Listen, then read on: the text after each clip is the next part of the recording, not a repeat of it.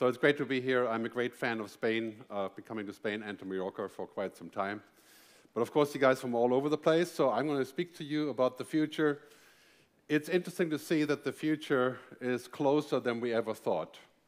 The future is no longer about tomorrow, right? The future is here. I mean, it's crazy. The other day, I went to a place where I can travel virtually to give a speech in a hologram. Right? So a company called Proto, and I step into my studio with a bunch of cameras, and I pop up in a booth in Beijing, and it looks totally real. And this used to be over $1 million to make that happen. And now the box is $110,000, and in 10 years, it'll be $10,000. Right? So I can travel virtually. It was interesting to see, at the same time that I was there, they were doing a fashion show with Naomi Campbell and a bunch of other models. And they're all sitting in the booth, one next to the other, and you couldn't tell the difference. Of course, you can only move in the booth, but it looks very, very real.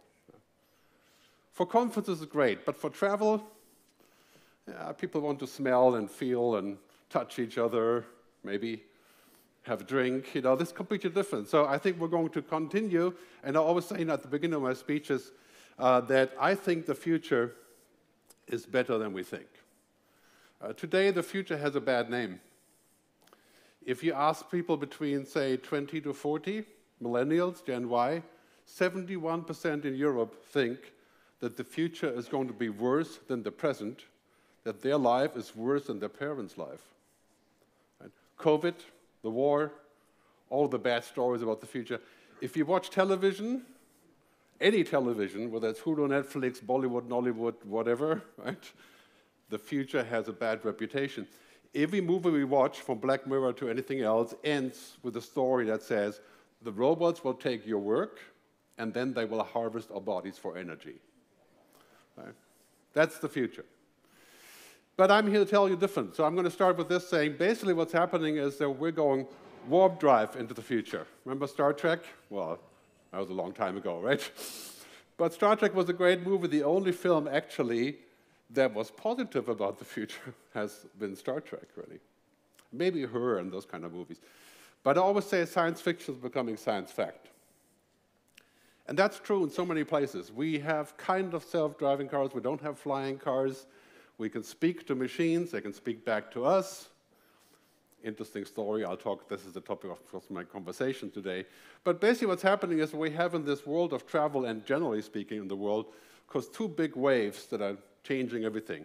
One is climate change, global warming, and the other one is intelligent machines.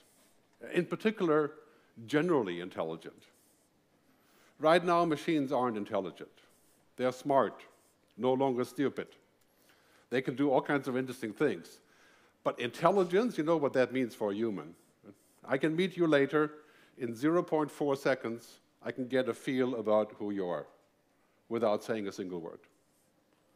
How do we do that? Well, humans have emotional, kinesthetic, musical, emotional, social intelligence. Machines have one intelligence: logic, data. And if you're not data, you don't exist for the machine. That's because humans are multinary. We can see the world in many different ways. We're like an all-sensing organization. We sense everything. So in this succession, there will be many great opportunities. Climate change, in fact, in my view, is something that we are on the way to solving. It's difficult, it's going to cost money, but we have all the tech. Right? We can solve this. The other part, general intelligent machines, we're not solving that. Right? I'll explain in a minute what that means and which way we can possibly go with this. But clearly, a machine that can think, understand the world, look at the world that we have created online. That's basically what's happening with ChatGPT. We're using our data to see the world, right? So that machine can start to explain the world. But of course, we know this large learning models understand only 3 to 5% of the total world there is. It doesn't understand the real world.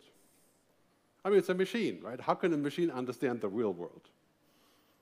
We know, of course, in the real world, our emotions, experiences, being human matters a lot more than the data. In fact, we buy and consume everything because of our beliefs, our emotions. We don't sit down and calculate, whether that car is going to be environmentally responsible, and that's the #1 decision. We make lots and lots of other decisions. You've seen the movie Don't Look Up, Leonardo DiCaprio, about climate change, really. So that's something we have to be careful when we think about machines that can think. It's a bit like this, we don't want to look up and say, okay, these machines could eventually become too powerful, like the asteroid. So I think we have to look up a little bit more there. I'll talk more about that in a minute. But basically what's happening is technology is entering warp drive. So that means there is really no end to the power of technology. Quantum computing, nuclear fusion, artificial intelligence, 10G networks, sooner or later. By 2030, there'll be 9 billion people connected to the internet at high speed, low-cost devices, everywhere in the world. There was a funny saying from Noah Smith the other day who said that it used to be that we can escape the real world on the internet, and now we escape the internet in the real world. It's an interesting thing. Right? Obviously in Switzerland, when I have some hotel groups that I work with there, and I always say offline is the new luxury. You charge extra so you cannot connect to the internet.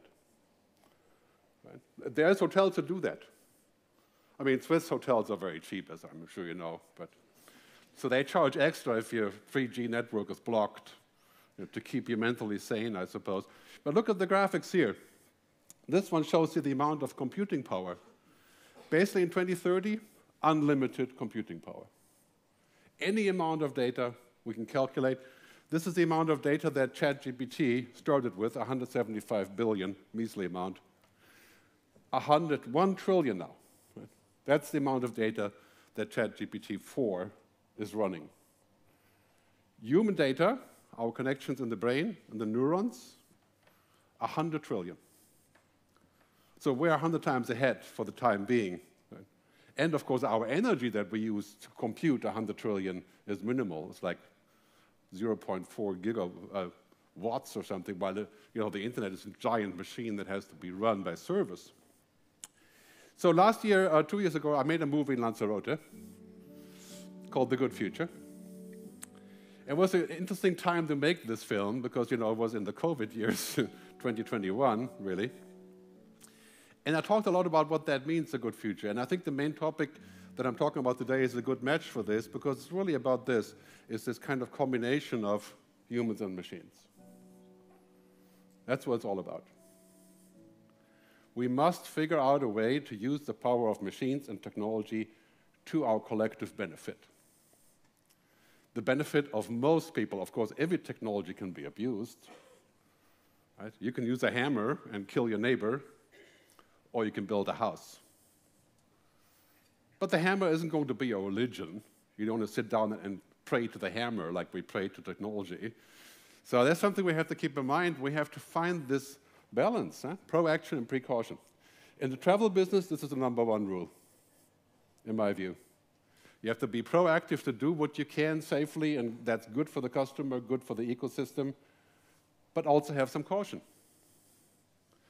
Because in the end, you remember that business and everything we do is all about relationships and trust. No matter how digital you're going to become, that is the question. Do I trust to go to this place? And how deeply disappointed would I be if it doesn't work out? Right? And this is the typical story, of course, of travel that we have to think about. And that's all egged on by these revolutions and exponential leaps. So I'll start with the revolutions. All of you are aware, of course, the first one, the digital revolution, that's basically everywhere now. The second one, the sustainability revolution. Green everything, circular everything, sustainable everything. That is a huge challenge for travel. Just think about flying. Before COVID, I used to do 100 speaking events per year. That's 350 flights per year in average, because I had to switch planes a lot. So, I mean, we're talking about more than a pilot, right? So I'm very guilty of this CO2. But think about how we're going to change all of that and make travel sustainable. That's a huge mission. But on the other hand, amazing opportunity. I guarantee you, if your company is not sustainable and circular by 2030, people will hate you. You are already seeing a criminalization of oil and gas companies. A lot of people who are going to school today to be a lawyer or a business person, they will not work for any company that has anything to do with oil, gas, or mining. Because they're asking questions.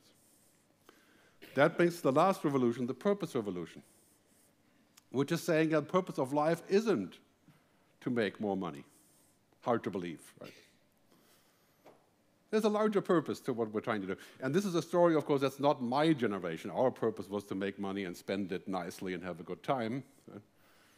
But today, the Gen Y, people between, say, 20 to 40, and of course, the zillennials before that, they're asking for purpose, for benefit, for planet.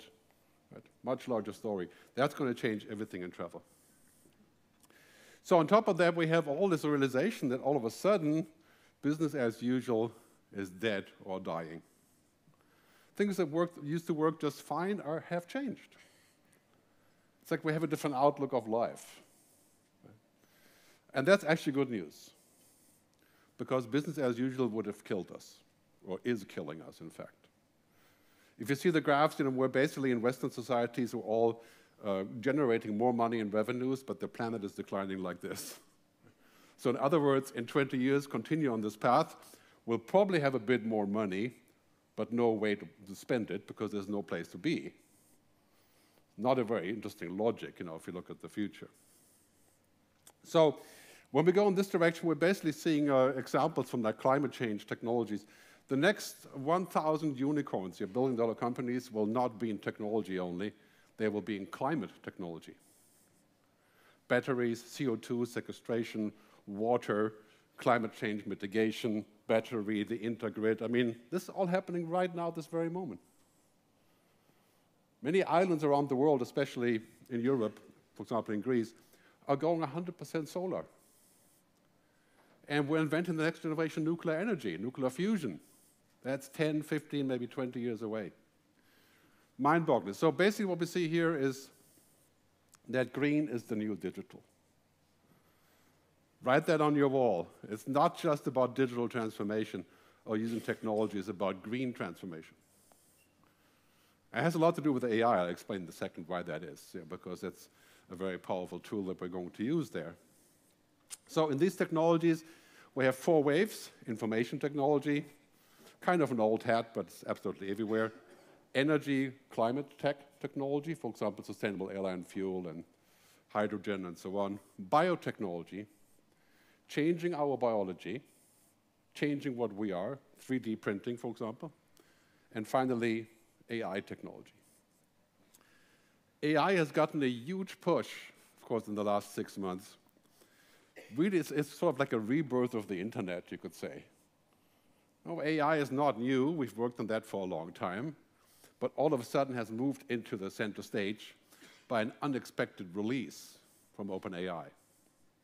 So it's a long story, but basically what we see here is these 4 coming together, creating a huge push forward that will change our lives in the most fundamental way.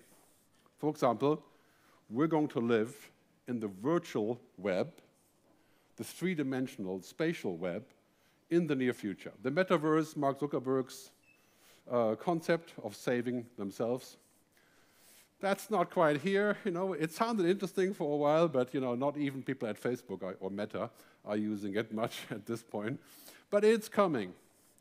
In the future, we'll be able to have a virtual environment to travel in. It will not replace real travel. It's obviously still virtual. But an interesting angle that we see here erupting. Anyway, with AI, we have the Sputnik moment. Remember the Russians launching the satellite? When they did, it was in 1962, I think. Right. The Americans freaked out. The Russians are going to own space. So they rushed into this and allegedly went to the moon. There's lots of theories about that one. In fact, there was an AI the other day who generated a bunch of pictures about how the moon landing was staged in a Hollywood studio, using an AI for that. But this is where we are at right now. It's like everybody wants to go to the moon now, Microsoft and Google, Baidu, and so on. It's a really, really important moment. But let me explain ChatGPT with the help of this guy, Marcy Brownlee, who says, what really is a ChatGPT? You ask a question, and then the app puts together the most obvious answers. It's about patterns. It's essentially an autocomplete, using the data that it has. It has no idea what a fox is, what jumping is, what goes on behind. It just puts together the most obvious fit. So here you could say basically what we're seeing here is a very, very interesting way of putting together a synthetic product. Synthetic means put together. Artificial, you could say.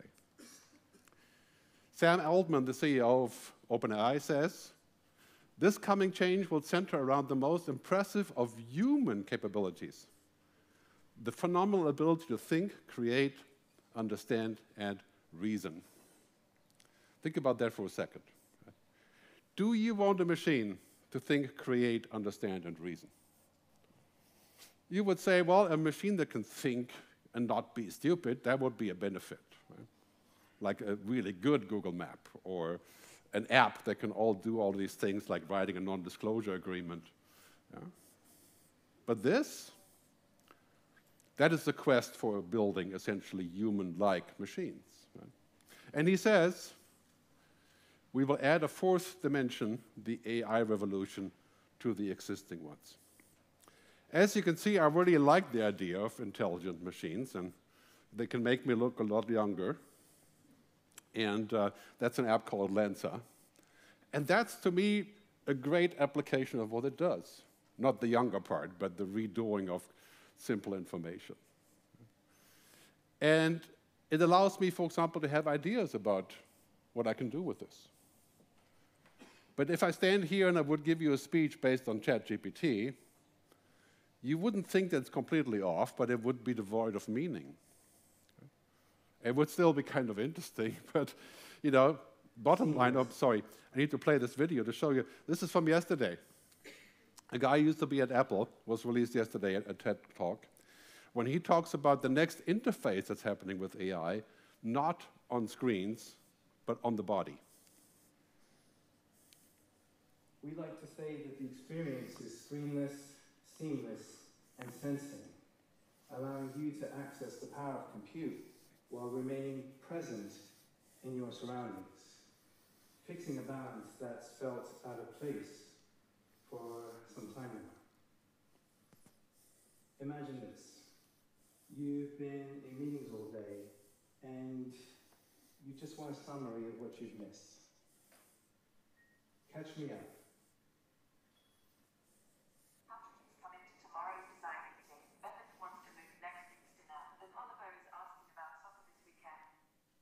These are emails, calendar invites, and messages, all surfaced up to the top.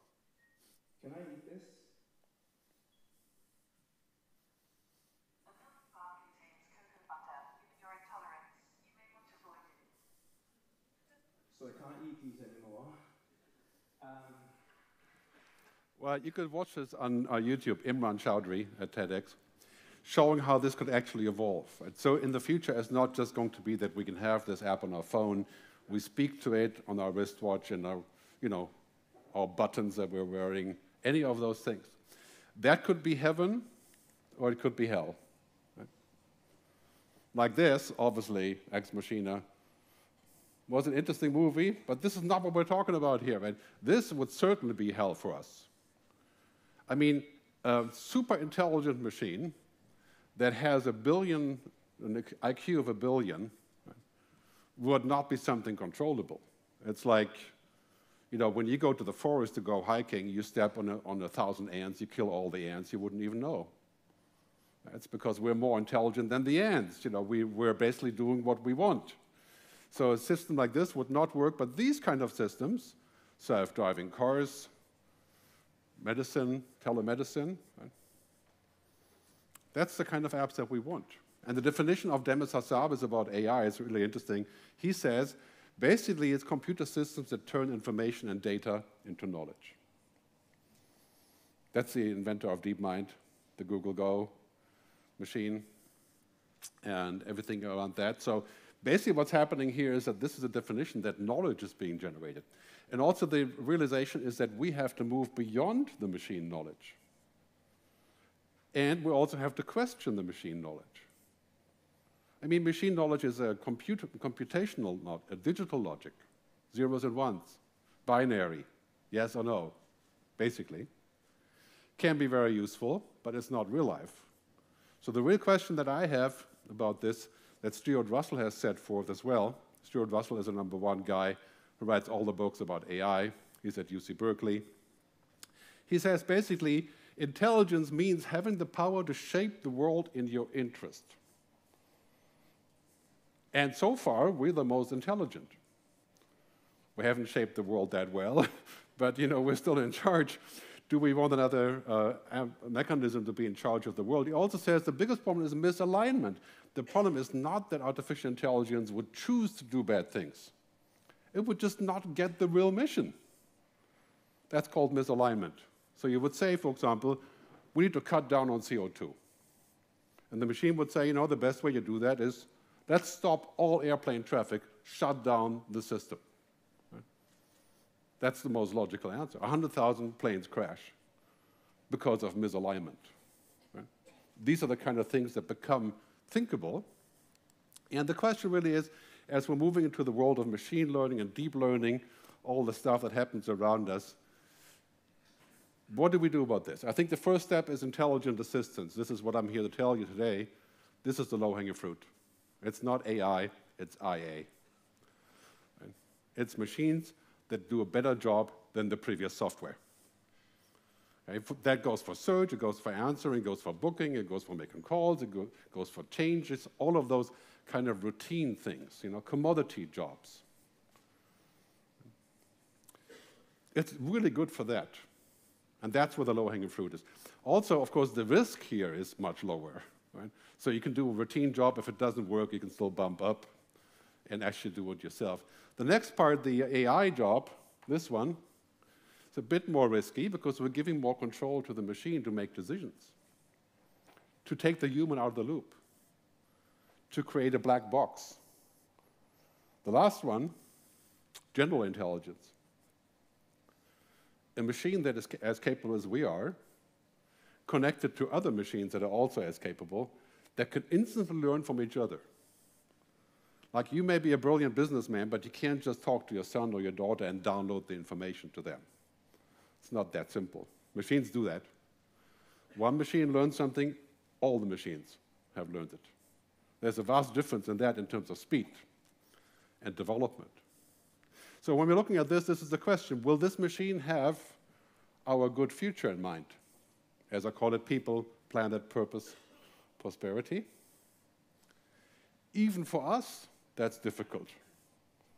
Contradictions, priorities, confusions, ethics, morals. Right? Very hard to decide sometimes. So the only way to solve this is through collaboration. So many people have said we need an international agreement, a global agreement on this, on generally intelligent machines. Of course, that's not the topic for you today, because basically the topic for us is how we can use this to create better value for our customers, for ourselves, for the ecosystem. So I encourage you today to think about this primarily and not get too scared about this. We're not here yet, but we have to think about it. Very, very important distinction. So I'll give you some upsides. The upside is that pretty much anything, I call that an upside, pretty much anything that's a routine, machines will learn. Anything. But you'd be surprised how many things aren't really totally a routine. Like I do a lot of routine work, building, accounting, checking, file checking, checking the investments, whatever. That's routine work. That we outsource to machines. Like driving a car, for example, looks like a routine, but it turns out it's not quite. It's only partially a routine. You see any self-driving cars here? How long is it going to be until we see really self-driving cars? You can go to Palo Alto and drive in a self-driving car with Waymo. But then in Palo Alto, a 5-year-old can drive, right? Because the streets are wide and not much is happening, right? So the machine is safe there. So here the World Economic Forum says our jobs are changing. The growing job are, of course, all the jobs about tech, clearly all of those that you guys are familiar with, and the jobs that are going away or being diminished, bank tellers, service clerks, cashiers, entry clerks, administration, commodity jobs. Now, we can safely say that we are not, most of us, in this part of the pyramid. But what about those that are? And we're talking about 21 million people working in call centers. What, 19 million of those will be replaced by intelligent machines? What consequences will we have from this? We have things like this. I mean, this is IA, great example, Entry. It's an app that allows you to figure out what the entry regulations are in a country, which is a common confusion when you're traveling. You connect it to your plan, and boom, you've got this all figured out, and you can figure out what the next step would be in making that happen. So when we talk about routine, really, really important when we talk about technology, now technology can print houses. That's a routine. Generally, building houses is not routine, but these houses are printed in Austin, Texas, in China. It's a giant machine that prints a 3D house. Here is a machine that unloads a truck, even though you would wonder why you would want to do that, because this machine will cost, I don't know, 500,000 euros, and it's not safe to operate. So for the time being, the workers are still doing this. Right? And then, of course, you do self-driving cars like the Zoox here in San Francisco. To film this video, they had to block off the entire street and the block to safely record this. Right? So, I mean, that's coming, but we're not quite there yet. Step by step, we're going into the world of routines are changing. So, for example, having a bot that does our routine can safely be done when it's about relatively straightforward things. Here's Expedia. This app is really quite interesting. I'm a heavy Expedia user. And here you can just ask a question, and it will give you an answer and make a list for you. It's not revolutionary in that sense, but it's nicely organized. And it puts it in the folder on my Expedia site, and then I can look it up and stuff, right? It's not rocket science. It's the typical example of intelligent assistance, right? This app for Vancouver is an app that's called iPlan, I think. You can pick what you want, what your budget is, and what you want to see, and it generates a plan for you. Same idea. So let's focus on these things that are just competent, not conscious. I don't want machines to have consciousness. Why? That's my job. Let the machine be competent. That is, I think, the business focus that we need to look at.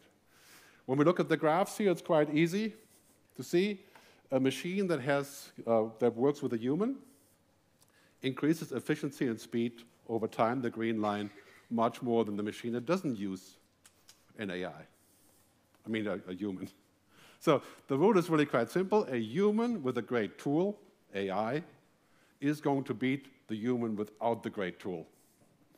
That's not new, but now it's with AI. So that's kind of the answer we're seeing.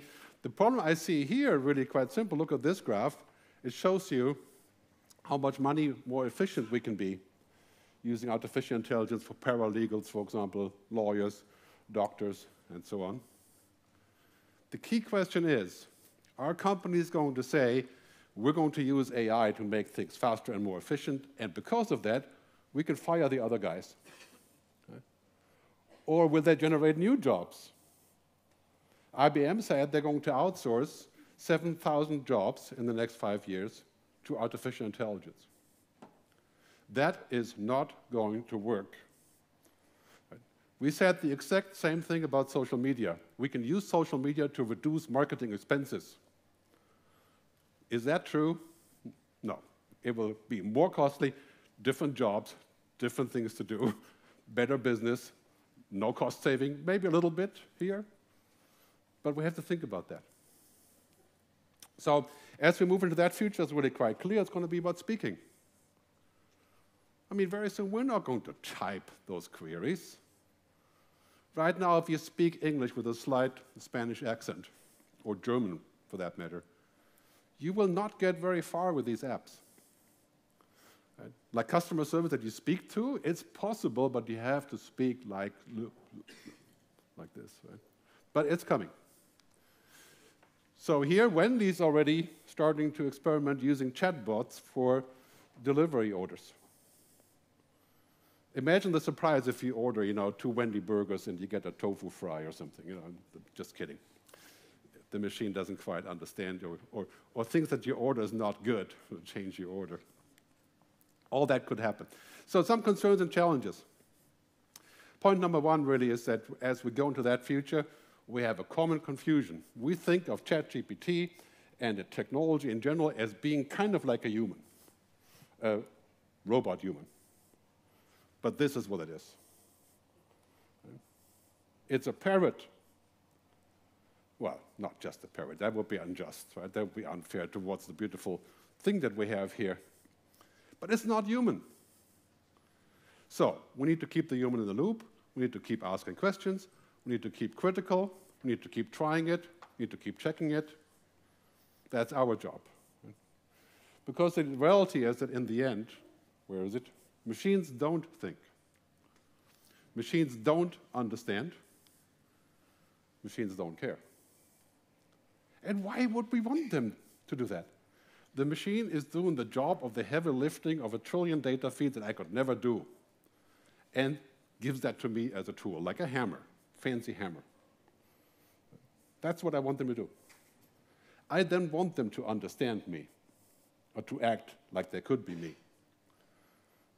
I think that's a stupid approach, because quite clearly, once a machine can figure out who we are, all 8 billion of us, there'd be no chance for us to control it. And this is, of course, the main argument behind the whole discussion about this. So here's a short video, Bill Gates meeting Socrates. My dear friend Bill, I see you have brought a device with you today. What purpose does it serve? Greetings, Socrates. This is a laptop, a marvel of modern technology. It harbors an artificial intelligence that can revolutionize heuristic education. Interesting. Imagine a world where students learn at their own pace, guided by a tireless tutor that never errs. Is this the MacBook you often refer to? No, this is a Surface. You just need to remember that. Surface. Fascinating. But tell me, what is the essence of this artificial intelligence you speak of? It is a machine that can learn and reason, built upon vast amounts of data and complex algorithms. It imitates human thought processes to provide tailored learning experiences. I sense a shadow over this marvel, a hidden danger lurking within. What would you expect from Socrates, right? Watch the rest on YouTube. It's a TEDx talk. Actually, you can just Google Bill Gates and Socrates and you'll find it. This is the real challenge. Right? Artificial intelligence may be taking a good aim with a digital gun at trust and reality and democracy. Because, how do we know it's true when it's so good? How do you know it's actually me now? I could be a projection. Well, that would be hard today, but projection would probably be more perfect, I guess. But in many ways, you could say that is a big topic. I mean, when you're talking about travel and ratings and the truth and the actual rather than the fake, I mean, that 75% of Instagram stories about destinations are faked, right? In some way or the other. They're still interesting. Right? We can still learn something, but yeah, that's an important question. So, of course, Mick Jagger. Unfortunately, I can't play the music because, it's a very famous song. And if I play it here, then I couldn't use it anywhere else, copyright and so on. Anybody want to take a guess? Yeah? Start me up. Right? So Mick Jagger was hired by Boston Dynamics to demo the robot that could mimic Mick Jagger. And here's the amazing thing. This is really a great accomplishment for a robot, Boston Dynamics, also on YouTube, of course. But the amazing thing about this video is not the robot, it's Mick Jagger. He's 79 years old. Right? The robot is just, okay, takes a long time to train the robot to do that. But it would be nothing without this. So it gives us a good lesson, right, in the end about AI. Intelligence is not just about data processing. If that was the case, it would be so easy. Right? It's not just about logic. The performance of, say, empathy is not empathy. A robot can perform empathy by copying what you do when you have empathy. But that's not the same thing. A copy of DALL-E is not the same than a DALL-E, even though it may be perfect. Humans don't think with the brain. Every psychologist can tell you that. We think with the body. This is why travel is so needed. If it was just the brain, we can just simulate the brain and travel like that. We save a lot of money and CO2. Humans aren't binary. Real life transcends data. The last one is the most important. Logic alone is not enough. So when you're building solutions for travel, focus on the stuff that can be done with logic and intelligent assistance, but that alone isn't going to save the day. That's not the magic wand that we can use to save costs or bring up the margin. It is just a powerful tool. So when we think in this direction, the performance of emotions, consciousness, is not the same as emotions and consciousness. It is a copy, a simulation. So very interesting to see that the real skills that we want in the future are these. The human-only skills. The skills that machines can't do. Great saying by Arianna Huffington. She says, algorithms know the logic of everything, but the feeling of nothing. Which means we use algorithms for things that don't require feelings, values, ethics. Powerful stuff, but with look in this direction, lots of people are arguing about this now. When we think about ChatGPT, for example, this open letter to pause AI that I signed as well makes us think about how far we should go with this. Right?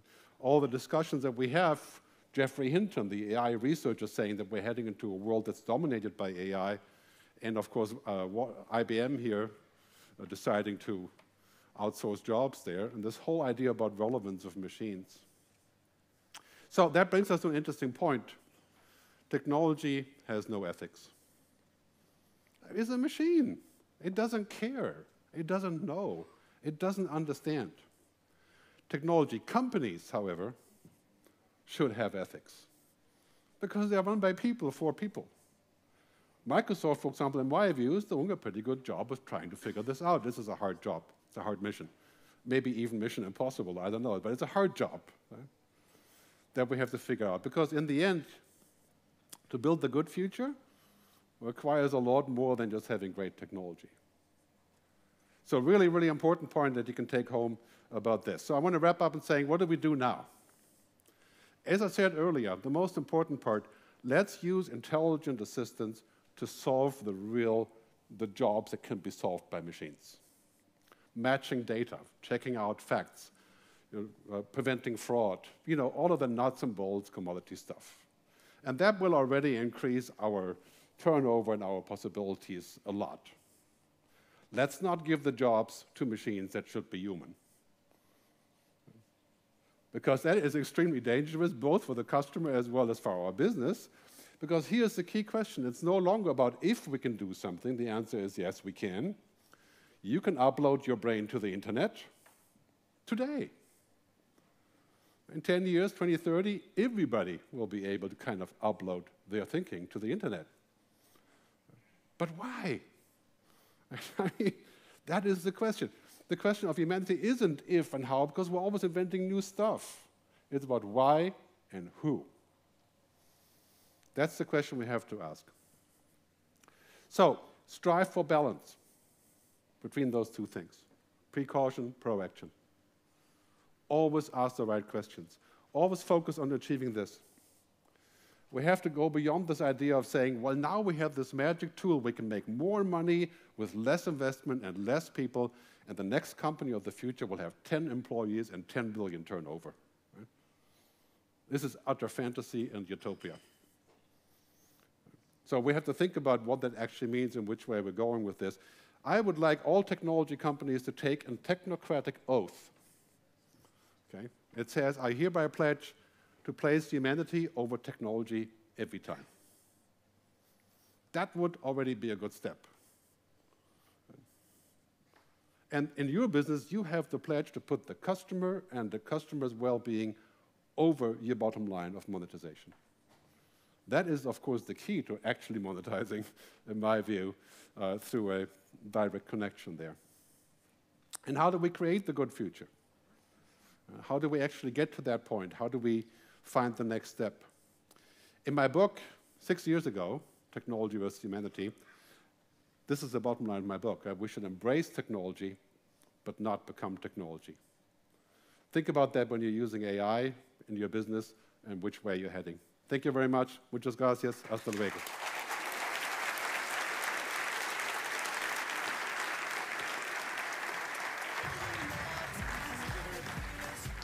Thank you very much, Gerd. Great presentation. Do you mind if we take 2 questions that we have? We will have to keep it a bit short because we're a little bit over time. But look, someone asked, when you combine human nature and the exponential speed of technological development, is it inevitable that we will lose control at some point despite our best intentions? What steps can technology leaders take to ensure a better outcome? It's not, nothing is inevitable. I mean, we invented the nuclear bomb. The film Oppenheimer is coming out, I think, in 2 weeks or so. It was inevitable that we would use it, and we did. And then we decided if everybody has a bomb, that's going to not play out well, so we came to an agreement. Okay? Artificial intelligence is a lot easier than a nuclear bomb, because you don't need plutonium to build AI. Right? So it is possible that we can come to a conclusion. We have to do it before we actually get to the point of control loss. Right? I think this is the current debate that we have. So today, the key question is, how do we lose it without dehumanizing? And how do we use technology for our benefit without falling into the trap of just, building a better mousetrap with technology? That's the key question. In 5 or 10 years, the question is, how do we control a really smart agent that does things that we don't understand? Right? So that's really a question of collaboration. I think we still can, but it's high time for the debate. Good. Thanks. One more question. I would just take the next one. As it was talked, we need certain balance. How can we work on the interests of all the industry so we still keep the personal and human essence and sense without giving up the tech advantages? Yeah, well, this is not an easy question. It's kind of like, when you come to the point where you realize you could be doing this and you build the perfect mousetrap for your customer, what's called the flywheel, the Amazon flywheel, for example, right? It's very tempting to do so. But in the end, you get a lot of negative feedback, and then you become marginalized, and people don't want to work with you, and you get a bad reputation, and so on and so on. This is kind of what happened to Facebook now, right? So that in the end, you end up at this place where you don't have a lot of options. So it requires a little bit of wisdom to understand what the next move is. I think what we need to do sometimes is just to take a step back and say, what are we actually trying to do with this? Right? Is this good for the customer? Is it good for the world? Is it good for what we're trying to do here? Or is it just a sort of an instant, like a trap for us? Yeah. And sometimes that takes a little bit of understanding that you would say, I'm not doing this just because it could make more money. As we've seen in climate change, we do not want to be in a situation where we do things just because they're instant satisfaction, like allowing us to drive a car. 40 years later, here we are with a huge issue. So we have to be more foreseeing here and really do think about what the best possible way is. Fantastic, Gerd. Sorry, guys, I can't take more questions because we're running a little bit late. But Gerd, thank you so much for the engaging presentation. It was awesome to have you here. Thank you.